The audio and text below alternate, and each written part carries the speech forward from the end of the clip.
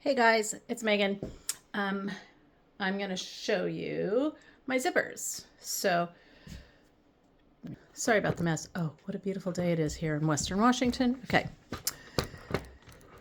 So on your machine, you've got your take-up leader and your back leader. And get them close together. Nick mentioned that his leaders, when he did it, it was, sorry about this. We're going to do this in one take because I got a quilt today. That it made your leaders stretch out. My leaders are, I don't know, 6 or 7 years old. No, my leaders are older because I got this machine or this table in 2015. Anyway, I do have new leaders. So far, it hasn't created a problem, so I'm not going to worry about straightening my leaders or anything like that. Okay, pause. So my leaders, you want them close together and pin your zipper with the tab up on those two leaders. Now, first thing you're going to want to make sure is that you mark the center of your bars. You're going to mark the center of your leaders, align those, and then when the leaders are pinned together and you've got your centers marked, you're going to pin your zippers onto that, and then take your leaders off and sew them on with your home sewing machine. Use a contrasting thread just in case you have to pull them out. I did not, and that would suck if you had to pull it out. So use a contrasting thread. I only have one layer of stitching, and it's been a gazillion years, so that's fine. You could do more than one layer of stitching if you so desire. Okay, so that's on your leaders. Okay. Okay, this is my bucket of zippers. I don't have them sewn onto leaders. You do not have to. I do not pin them on. I machine stitch them on.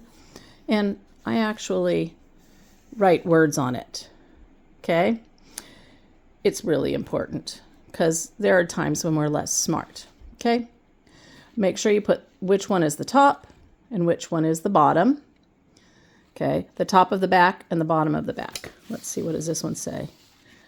This one says bottom of back. Okay? These are from Angie in Wisconsin. I can't remember. Quilting Connection. Anyway, I have been using these same ones where I machine based them on and I rip them off. I do not use a seam ripper for, I got my first long arm in 2001 and I put them on in maybe 2002. Maybe I got my long arm in 2000. So it's been a bazillion years, and some of these zippers are old. Okay. If I were to do it again, I would get 130-inch zippers because these ones are more like 124, and I have had quilts that were a little bit bigger. Okay. Other than that, it's not that big of a deal if you have a bigger back. Anyway, write the words. I have a couple of renters, and I've actually machine stitched fabric onto the edges. Mine have come off. I had some right here. That was a right side, wrong side fabric, so you could tell exactly what to do with them. Okay, now let's get a back. So here's a back, and let's see if I can zoom out a little bit. Oh yeah, there we go. So with my back, I machine stitched this on with my straight stitch Juki, which is, try not to get sick. It's right around here. Not my pretty machine, but my straight stitch Zuki. Straight stitch Juki. Okay, with that machine, I use, let's go a little closer.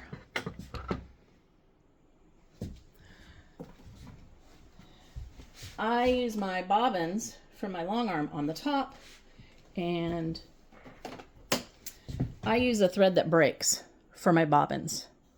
So it's very important that one of your threads is breakable because I'm not going to use a seam ripper. I'm just going to rip them off.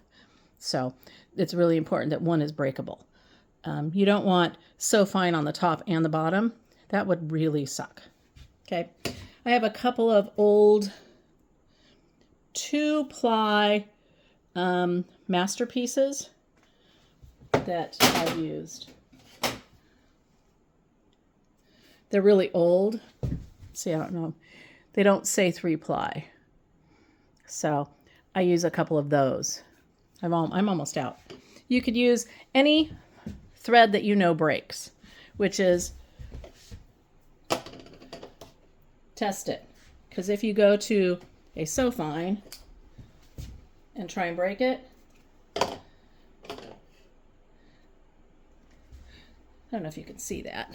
If you try and break this, it's going to hurt. And you can see it practically cutting my finger. So you definitely want something, that, oopsie, where are we? That's an easy break thread. Just an easy break. Okay? And that's what I put in my bobbin. You can do the opposite, but this way I use up my bobbins on the top. I stitch it at 6, which is the largest stitch. And I usually just stitch a couple inches past. Okay. On my backs, I always have my zipper right side up. So the tab is always right side up. And I've got all my inches marked. This is an old zipper, and this side do not match, but it's okay. I kind of get it. So if you can start out with them matching, that would be great. Anyway, they got mixed up at one point. The zipper is closed when I do this, and I start a couple inches ahead, and I just zoom across. If you need to, with the way you stitch, you can mark the centers of the top and the back and make sure that you're centering them. Put a pin there. I don't, because I know the way I sew, and it's okay. And so zipper right side up, the backing is right side up. I think this one has a seam, so you can see that on this one, the wrong side is down. So anyway, so then let's go ahead and zip it on. Okay, so once my zipper's on, the tab will be on the right-hand side here, and I unzip it, and I kind of leave the zipper here, and I walk myself down. And then I unzip this one, because I don't normally zip that.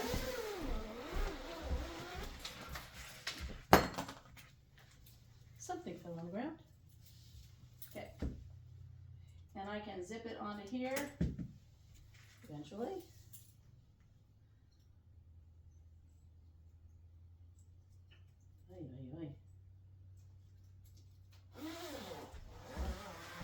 And I keep my hand on this side so that I don't rip it out, because it could rip out. Okay. Make it kind of straight. I'm not going to go too straight. Excuse the mess in here. This side I want to be all the way to the left.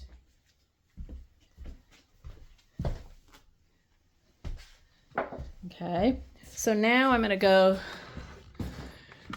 to my, let's see, I have the extra hand wheel. Okay, and let's go ahead and I roll it up, occasionally checking this side. I'm not worried too much about it being straight. It'll straighten out, don't worry. Go about there. Should double check if you guys can see. Yes, okay, let's move you in. Okay. Pull that up. There we go.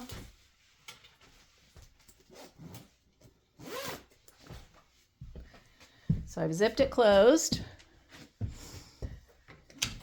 Now I loosen that,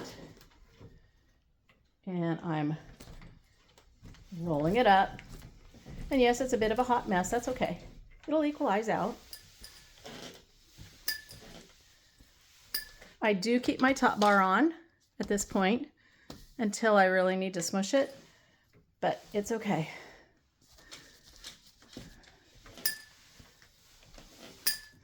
Maybe about now I might actually come up, lift my bar up.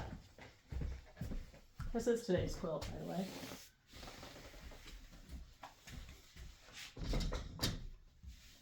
Smooth it a little bit. I have my selvages on the right and the left. That's how I prefer it.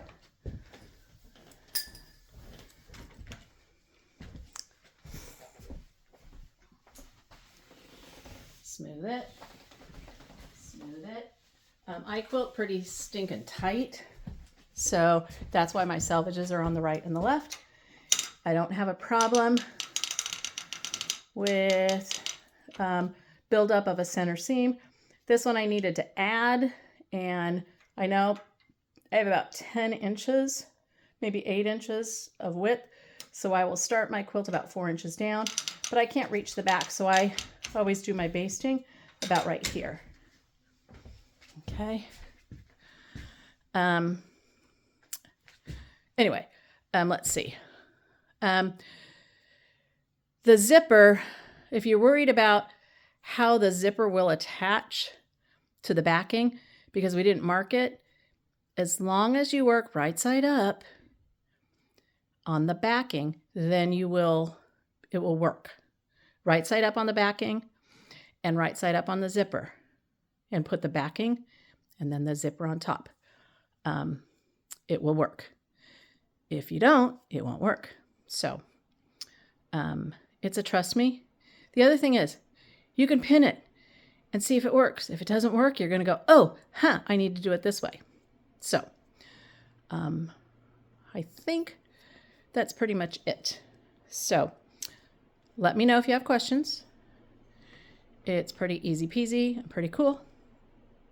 And I can always have more ready. I have two machines. I have an old Avante and I have a Forte. And so they're both set up exactly the same. So if for some reason one of the machines is screwy, I can swap. I don't. I could. I don't. I have done things where I needed to do some blocks and stuff on here, and then I've moved the quilt to do any ruler work and ditch work onto my Avante because it's a smaller machine and it's easier for me to do ruler work on that one. Anyway, I think that's it. There you go.